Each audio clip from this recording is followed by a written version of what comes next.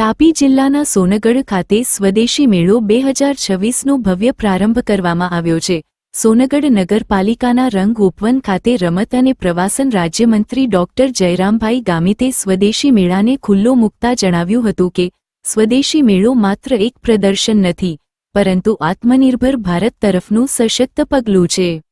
મંત્રીશ્રીએ જણાવ્યું કે સ્થાનિક કારીગરો, મહિલા જૂથો અને યુવા ઉદ્યોગ સાહસિકોને પોતાના ઉત્પાદનોને બજાર અને ગ્રાહક વર્ગ સુધી પહોંચાડવા આવા મેળાઓ શ્રેષ્ઠ મંચ પૂરું પાડે છે।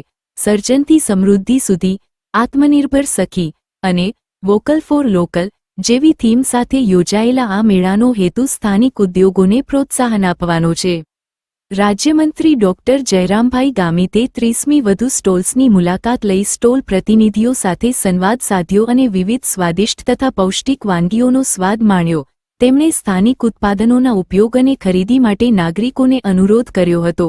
21 ફેબ્રુઆરીથી શરૂ થયેલો આ સ્વદેશી મેળો 27 ફેબ્રુઆરી સુધી સવારે 10 વાગ્યાથી લઈને રાત્રે 10 વાગ્યા સુધી ચાલુ રહેશે। સોનગઢ ખાતે સરકારી હોસ્પિટલ સામે રંગ ઉપવનમાં ચાલુ રહેશે।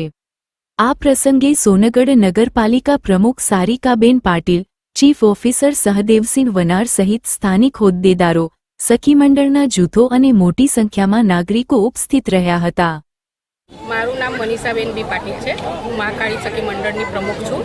હું મારી બહેનો દ્વારા આ કાપડની થેલીઓ બનાવી એમને રોજગારી આપું છું અને આ પ્લાસ્ટિકનું જે આપણે સરકારશ્રી કહે છે કે નાબૂદ કરો, તે માટે અમે આ ઝુંબેશ ચાલુ કર્યું છે અને અમે બહેનોને રોજગારી આપી છે। અને અમને જે આ સ્ટોલ ફાળવવામાં આવ્યું, આ સ્ટોલમાં અમે આ થેલીઓ સ્ટોલવાળા ફ્રીમાં આપવાના છે બહેનો થકી જે બનેલી, અને બહેનોને અમે રોજગારી આપીએ છીએ। આ થકી એ લોકોને રોજ ચૂકવે છે જે બનાવે છે।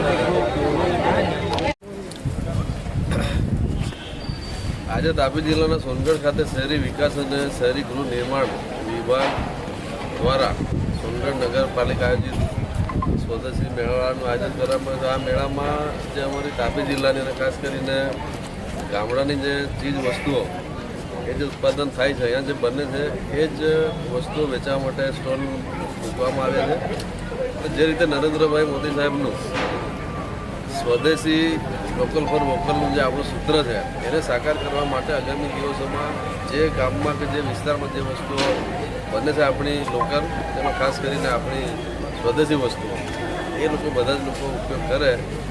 અને જ્યારે આત્મનિર્ભરતાની વાત છે, આત્મનિર્ભર ભારતની, ત્યારે જો લોકલ વસ્તુઓ જો લોકલ લોકો ખરીદશે તો જે આપણા જે આ વસ્તુઓની જે ઉત્પાદન કરે છે કે જે બનાવે છે એમને પણ રોજગારી મળશે। અને આવી રીતે આ જો સૂત્રને સાકાર કરવા માટે બધા જ લોકો જો કદાચ બધા લોકો અભિયાન ઉપાડશે તો 2047માં જ્યારે વિકસિત ભારત થવાનું છે ત્યારે આવા મેળાઓનું એમાં ખાસ કરીને જે આપણે લોકલ પર લોકલ આપણી સ્વદેશી વસ્તુ એનું મહત્વ પણ વધશે અને બધાને રોજગારી પણ મળશે।